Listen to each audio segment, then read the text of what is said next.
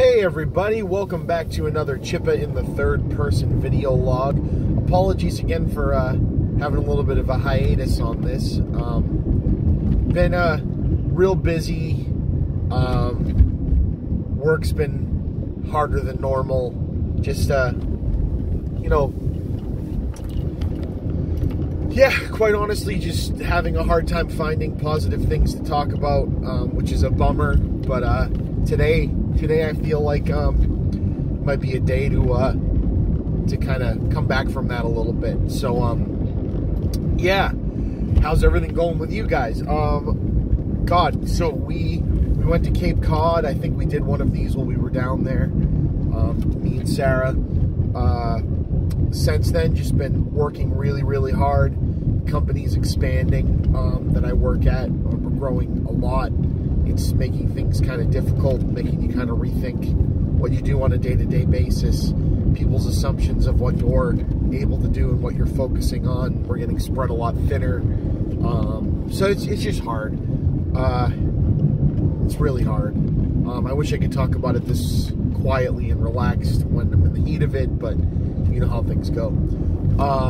This past weekend, we went up to the White Mountains of New Hampshire. That was my every summer vacation that I went on with my family, was up to that area. My wife and I and the two kids, we went and stayed with Sarah, my wife. We went and stayed the night at the North Colony Motel and Inn, which is up, I think it's in Bartlett, New Hampshire. So a little bit further up than where we would normally stay. We'd stay at White Lake State Park, which is still the most adorable and well-kept campground I've ever been to.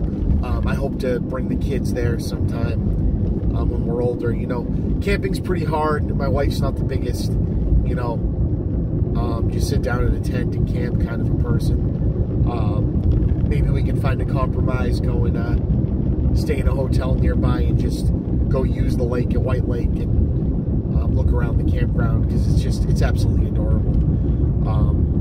And it still just brings me so much joy. The lake, I don't know if any of you guys are familiar that are listening with the White Mountains, but you can, the backdrop on the horizon in front of the lake is Mount Chikora, which is an awesome hike. Not the hardest hike in the world. There's no like rock faces you have to scale, but it's long. I think it's about 5 miles up, 5 miles down. Pretty high up, beautiful panoramic views of the area. So there's that. So we checked out White Lake. We checked out Cathedral Ledge, which I hadn't seen since I was a kid. Saw some people scaling that. That's a big ledge, rock face, very popular for rock climbers. And even on the kind of overcast, rainy day of Saturday, there were still tons of people doing it. Well, not tons, but we did see people doing it, should I say. Then we were there for the real reason for the trip. Woke up and took my daughter and my son to Storyland, which is this kind of like, it was built in the 50s. It's very cheesy, but very adorable and well kept. And they've been expanding a theme park called Storyland. And it's kind of like a mini Disney World, but geared for like toddlers and young kids. So the rides are very scaled down. The first area is the oldest area of the park. It's old, little vignette replicas of old like storybooks. So they got the 3 little pigs with real pigs, you know, and Baba Black Sheep with real black sheep, and the Billy Goat's Gruff, and the old woman who lived in the shoe, and Peter Pumpkin Eater, and all this stuff. They have a really well done Cinderella's castle area, again scaled down from Disney, but still just as magical in my opinion. You can go into the castle and meet Cinderella. She comes up on the pumpkin coach. You can ride up on the pumpkin coach. They've got swan boat rides, a pirate ship ride where the pirate tells you you're his captives and you have to row for him, or her in this case this time. They've got a jungle safari ride, which has been changed over to the Raptor. It's now a dinosaur safari, so there's dinosaur animatronics when you go on it. They have a really nice, which I didn't get to ride this time, but a really nice, like 5 years old wooden roller coaster called the Rorosaurus that everybody says is, you know, not the scariest coaster in the world, but a really good, like well-made coaster. They have a walrus coaster, which I assume is Alice in Wonderland themed with the walrus. They've got an Alice in Wonderland teacup ride. They've got the old-fashioned cars like they have at Disney World. They have them here too. My daughter, son got driver's licenses. They take your picture. It's like a keepsake, and then you can drive the cars. It was a really damn good time. We'll probably do a Creating Geeks about it, since we both went there when we were kids. But I just wanted to share with you that it was a joy, and we had an absolute great time. So what else is going on with me outside here? Well, it is September to October, which means it's Halloween time. Where the hell did the summer go? That's also part of a little bit of the depressing tone. I love the fall. It's my favorite season. But I also love the summer, and the summer is always just too busy to get anything done that you really want to get done. But there's always next year, I guess.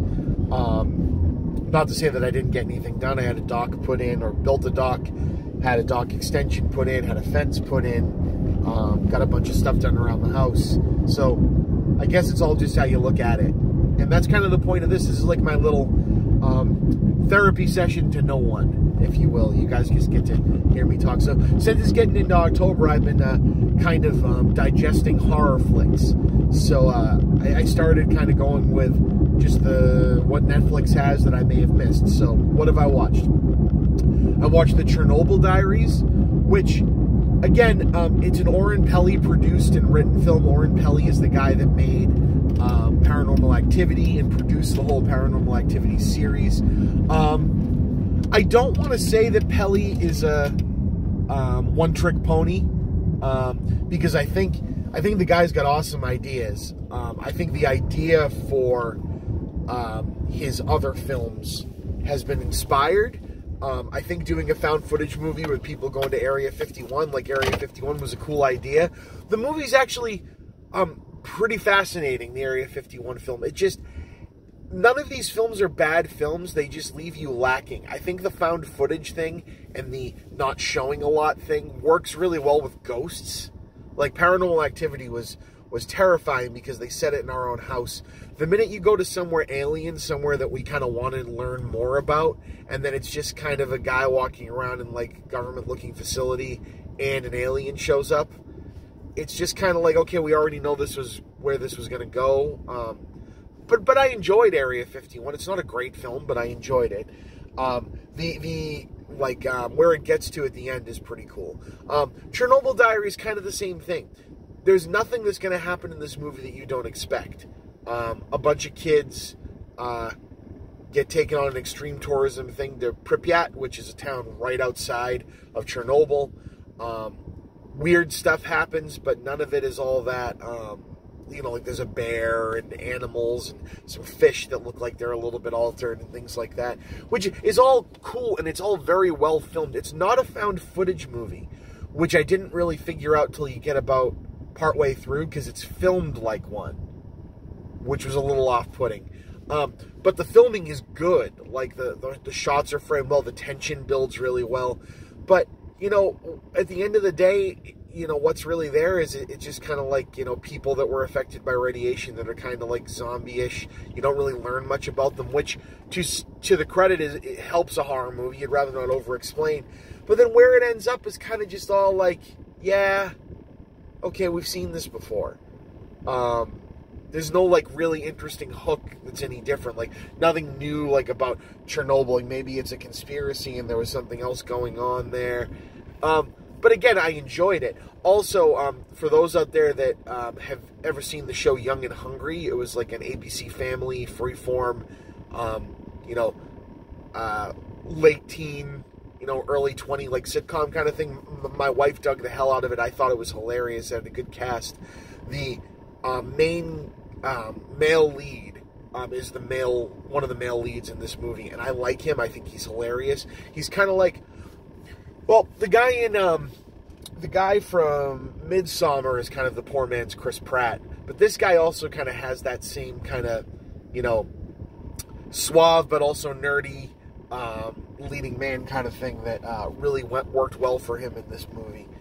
So there's that. I caught up on The Last Exorcism, which is a found footage movie, and I feel like that succeeded a little bit more. And again, this genre, particularly like in the Conjuring and Insidious and in Exorcism movies type universe, is pretty overdone. I really, really like the angle on this one. The angle on this one is that it's a priest, but not like, you know, like all of these other exorcism movies, particularly like The Exorcist and everything, follow like very serious, like old guard Catholic priests. This one follows like a Bible Belt, like family priest who is more into the showmanship of it and making money off of it, you know. Not necessarily a televangelist and not necessarily a guy without morals. Like, they interview him and, like, he feels bad about, you know, some of the things that he does, but also says, you know, I have a family to feed too. So it's kind of like putting it in perspective of a real person. I like that. But his whole bent on this is that he performs exorcisms and says he does not believe in demons, and he's not even sure if he believes in God. And I'm like, all right, that's an interesting... So it's like, this is like a job that you've gotten kind of disenchanted with. Like anybody, right, has, right? I was just talking about my job earlier. But he says the thing that really turned him, or made him start questioning, was that an exorcism being done by, you know, someone in the news, they had suffocated a young boy in trying to save him, or in trying to put on the show of saving him. And that really bothered him. So he was getting involved in making a documentary exposing that this is all just kind of a farce, but it's also there to help people. So it's kind of like a weird moral and ethical line he's on there. And so what he does is he says, the first envelope I pull out of the many letters I get, we're going to go visit. It ends up being a farm. The crops aren't doing well. The animals are dying. And this guy believes that something has possessed his daughter. And the son is being really standoffish. And you think it's because he doesn't believe in the priest, but we get a reveal later on what was going on there. And one thing leads to another. He does his kind of like fake exorcism. He shows that he sets up, you know, fishing wire to make the picture frames move, and he can move the bed with his foot, you know, and all this stuff. And they leave, and then they wake up that night, and the girl ends up in their hotel room. And all hell breaks loose. You know, she starts getting worse. The dad thinks they haven't saved her, and then when they go contact the local priest, where it turns out the dad may had pulled her out. They start thinking there's nefarious things going on with the dad. The hospital that they take her to one night shows that she's pregnant. She says that a local boy did it. When they meet the local boy near the end of the movie, turns out the local boy is gay, so there's no way that could have ever happened, or at least that's, you know, his reasoning for it. When they get back to the house, all the lights are off. There's devil insignias everywhere. And spoiler alert, because, you know, about to go through this.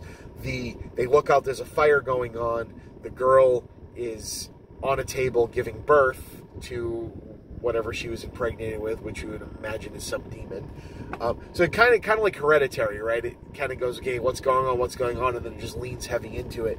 But what I really like about this movie is you look around, the dad's tied up, the priest that you met from earlier, that like the dad was like trying to like pull her away from, is now there leading an entire clergy of demon worshippers. And the guy pulls out his cross and goes, well, I guess I have to, you know, try this for real. Runs and starts chanting, you know, begone demons and all this. The cameraman gets chased, so you move the camera away, and then you never see what's going on over there again.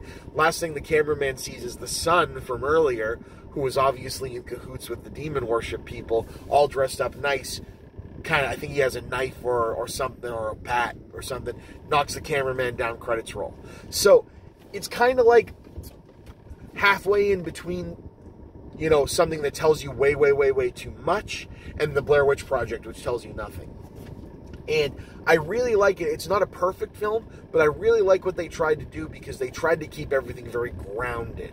And when you're doing a found footage movie, the closest to real everything can look is really important. So when you start adding in special effects and all of this other stuff, it takes people out. Like I said, with like the Area 51 and everything else. So I'm not going to say it's a great film. It had some decent scares.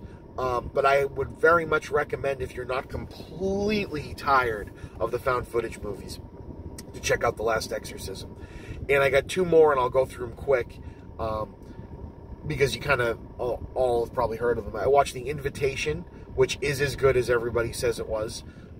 It's one of those, people get together for a dinner party, they're all skeptical of the friends, there's some trauma from before. What you think is going on is exactly what's going on, but the way that they get you there is awesome. And the actors are all freaking incredible, and the suspense is really well done, and the movie is just really well written and well made. So please check that one out. And then another, I got 2 more after that. I watched Terrifier, which was a Dread Central movie. Saying this is good, it's not good. It's not trying to be good. The clown design, the villain, I guess, is Art the Clown. It's a character from a short film, like, anthology that they did. He's really popular. But, this movie's got a lot of heart. It's a nasty, straight-up slasher flick. Why is the clown killing people? He's just a fucking evil clown, and he kills people. What's going on with the weird lady that, lives in the house and thinks she has a baby, but it's really a doll? Not really sure. They don't really tell you anything that's happening, but the gore is decently done. The scares are good. The villain is creepy as hell. It's very old-fashioned, bare bones, and I'd recommend checking it out if you've kind of, scrolled by it on Netflix and been like, oh, what is that? It was actually pretty entertaining, and great performance by the actor playing Art the Clown. He's creepy as hell. He's a mime too, so people will be screaming and he mimes them but makes no noise. So there's just something incredibly creepy about how he handles himself. And then the last one is a movie that I won't say is bad. I mean, it's got Jeffrey Combs. Can't be bad if you have Jeffrey Combs in your movie. And Jeffrey Combs is freaking nailing it in this. This is like when Jeffrey Rush played Vincent Price, basically, in the remake of House on Haunted Hill. This is like what Combs is doing here. This isn't a remake, but it's a movie called Would You Rather. It's about a rich, eccentric guy, played by Jeffrey Combs, who invites a bunch of people that aren't doing well to a dinner party, makes them play the game Would You Rather, and whoever wins, he takes care of all their problems. And he makes good on it. This girl's brother is dying of, I guess, cancer. Could be leukemia. They say he needs a bone marrow transplant, which hits me close to home because I've, helped people with donation involving that. But this is kind of like the biggest problem I had with Would You Rather is it's a well-made movie. The gore is good. The scares are good. The acting is good. Jeffrey Combs is wonderfully over the top. It kind of goes exactly where you think it's going to go. I would wager that the way the movie is set up, that Combs' character has it figured out who in the group is going to win at the beginning, because it seems like the whole thing was kind of set up to direct her to be the one that makes it through. But, there was a film called Cheap Thrills. And the film Cheap Thrills, I would say, is a lot more graphic, a lot more horrific.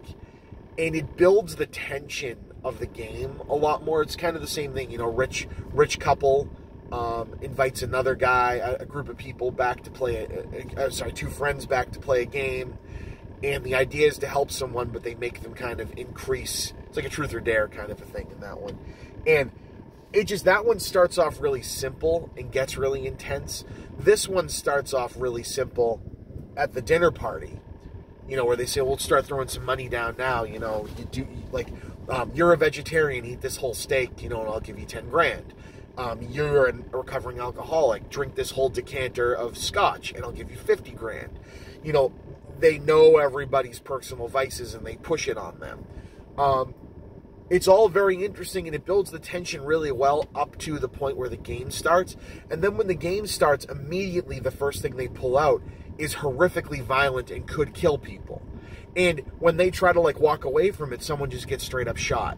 So it's like, there's no, like in the Saw movies, where everybody has a choice and everybody has a chance. This one sets you up to kind of be like, this is kind of set up for only one person to make it out, which is kind of obvious, but at the same time, it seems like no one else actually had a chance. Do you know what I mean? And so it's not really, I guess, fully realized. And then there's a twist with what's going on while this is happening that I feel is kind of unnecessary. I get, I like movies that kind of have an all hope is lost thing, but after what they put this main character through and having her make the choices that she made, the Twilight Zone-y kind of, and then you got nothing thing. I don't know. It's kind of shitty, and I don't think they earned it fully. And I think Cheap Thrills did it better. So, and then there's the subplot of, like, the guy at the clinic that, like, gets her roped into this that decides morally that he has to go stop this, and then he ends up just getting offed.